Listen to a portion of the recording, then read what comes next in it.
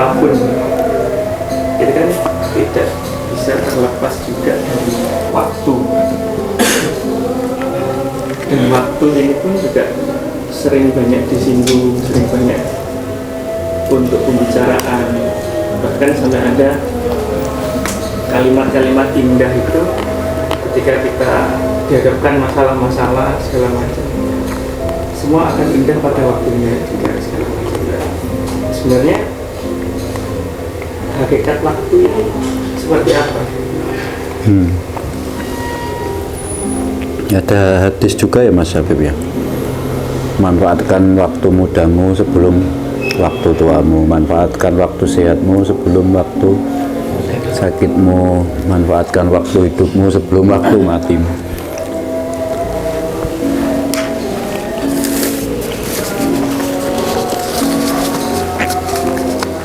Ya, menghabiskan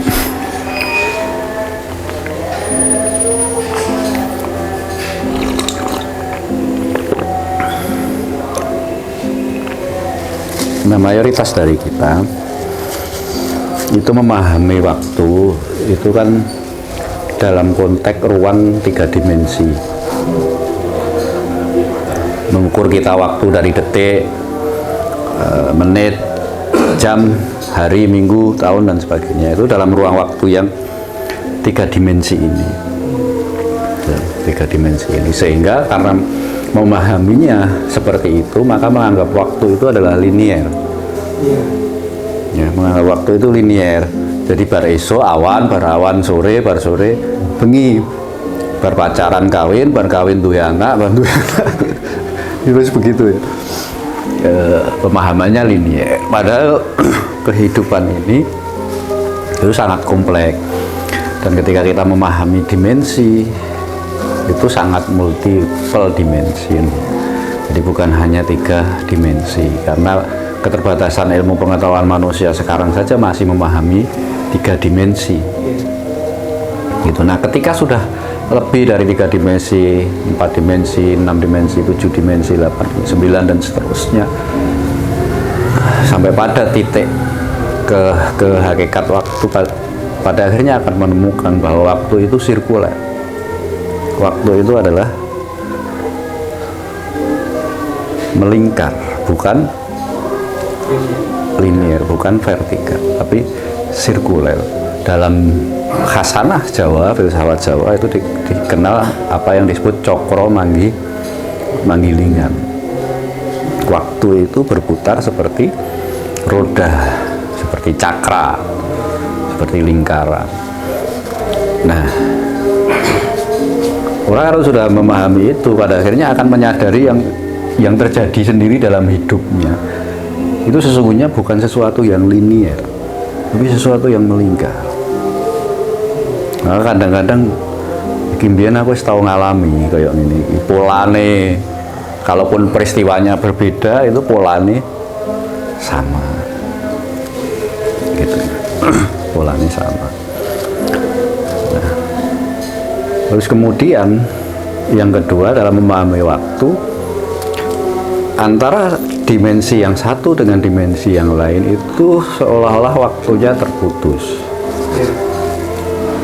Ruang dan waktunya itu terputus. Itu karena pemahaman 3 dimensi. Gitu. Sehingga antara ruang waktu dunia itu berbeda dengan ruang waktu akhirat. Itu cara pemahaman 3 dimensi. Gitu. Cara pemahaman 3 dimensi. Tapi kalau pemahamannya sudah sirkuler, ya, akan tahu nanti bahwa dalam kehidupan kita sendiri pun yang sehari-hari masih di dunia ini, perputaran itu akan bisa dirasakan. Gitu kan, akhirat dunia, alam baka, akhirat dunia dan seterusnya. Gitu. Itulah yang kemudian melahirkan banyak definisi tentang hidup, tentang kematian, dan tentang akhirat. Bahkan di kelompok-kelompok tertentu melahirkan kepercayaan reinkarnasi dan seterusnya dan seterusnya. Itu soal pemahaman waktu. Dan di dalam dunia ilmu pengetahuan itu waktu terus menjadi misteri pengetahuan, gitu ya, misteri pengetahuan. Kenapa? Selama dia masih dalam batas dimensi 3 dimensi, 4 dimensi, ya sebatas itu juga pengetahuannya. Nah sayangnya kan begini, bahwa dimensi berikutnya itu tidak bisa dimaknai dengan dimensi kita sekarang, dengan fisik, dengan indera. Sementara ilmu pengetahuan masih mengejar mempelajarinya dengan hal-hal yang bersifat fisik, indera, dan sebagainya. Betul kan? Sehingga kultivasinya itu ya lebih pada kultivasi fisik dan kultivasi fikir, akal. Ilmu yang dikembangkan untuk meningkatkan kinerja fisik dan akal itu yang mendominasi dunia sekarang.